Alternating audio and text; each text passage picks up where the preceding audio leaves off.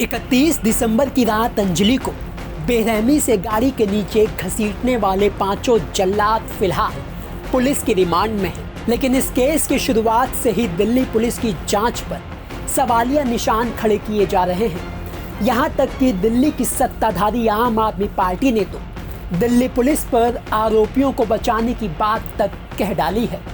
लेकिन क्या वाकई दिल्ली पुलिस अंजलि के कातिलों को बचाने में जुटी है? अगर नहीं तो दिल्ली पुलिस पर सवाल खड़े क्यों किए जा रहे हैं?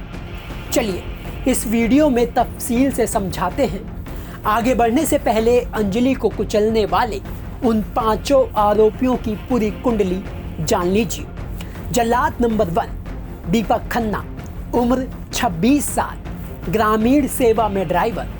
जल्लाद नंबर 2 अमित खन्ना, उम्र 25 साल, उत्तम नगर में SBI कार्ड्स के लिए काम करता है। जल्लाद नंबर 3 कृष्ण, उम्र 27 साल, कनाट प्लेस में स्पेनिश कल्चर सेंटर में काम करता है।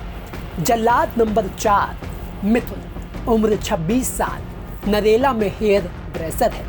जल्लाद नंबर 5 मनोज मित्तल, उम्र 27 साल, BJP का नेता और सुल्तानपुर में राशन डीलर।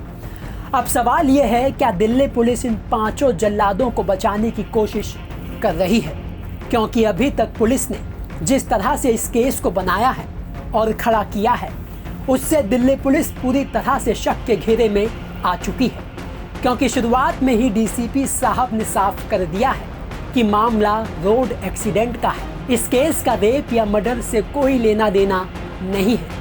यानी कायदे से DCP साहब ने पांचों आरोपियों को पहले ही दिन अपनी तरफ से क्लीन चिट दे दी थी। लेकिन पुलिस पर उंगलियां उठी तो शुरू में दर्ज हल्की FIR में गैर इरादतन हत्या की धारा भी जोड़ दी जाती है। पुलिस ने केस को कमजोर करने की कोशिश की। इसे इस तरीके से समझिए कि आखिर क्यों दिल्ली पुलिस ने FIR में 15 घंटे की देरी की। आखिर क्यों अंजलि का पोस्टमार्टम कराने में 36 घंटे की देरी हुई। आखिर क्यों अंजलि के साथ स्कूटी पर बैठी उसकी दोस्त निधि को 60 घंटे बाद पेश किया गया। और अब अंजलि की पोस्टमार्टम रिपोर्ट जो आई है वो भी बेहद रोंगटे खड़े कर देने वाली है। पोस्टमार्टम रिपोर्ट के मुताबिक अंजलि की लाश 1 जनवरी की सुबह 4:40 पर गुलाब सिंह रोड कंझावला में अर्ध नग्न हालत में मिलती है। अंजलि की लाश को पुलिस मंगोलपुरी के SGSH अस्पताल लेकर जाती है। वहां अंजलि को सुबह 7 बजे मुर्दा करार दिया जाता है। अब आपको बताते हैं कि अंजलि की पोस्टमार्टम रिपोर्ट में क्या बताया गया है। अंजलि की पोस्टमार्टम रिपोर्ट में अंजलि के शरीर पर 40 चोटों के निशान थे। अंजलि के दोनों पैर घुटनों से मुड़े हुए थे। पैर, चेहरे और यहाँ तक कि आंखों में कीचड़ और मिट्टी भरी थी। यहाँ तक कि प्राइवेट पार्ट में कीचड़ और मिट्टी पाई गई है। अंजलि के दिमाग का अंदरूनी हिस्सा गायब था। अंजलि की पसली की हड्डियां पूरी तरह से पिस गई थी। अंजलि के फेफड़े तक बाहर आ गए थे।